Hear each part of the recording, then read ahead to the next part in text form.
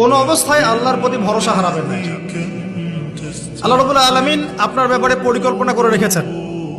আপনার মনের মধ্যে যদি সততা থাকে, অনেস্ট একটা মন থাকে, ইনশাআল্লাহ আপনি দুনিয়াতেও সফল হবেন, পরকালে সফল হবেন ইনশাআল্লাহ।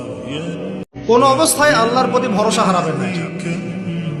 আল্লাহ রাব্বুল আলামিন আপনার ব্যাপারে পরিকল্পনা করে রেখেছেন। আপনার মনের মধ্যে যদি সততা থাকে, অনেস্ট একটা মন থাকে, ইনশাআল্লাহ আপনি দুনিয়াতেও সফল হবেন, পরকালে সফল হবেন ইনশাআল্লাহ।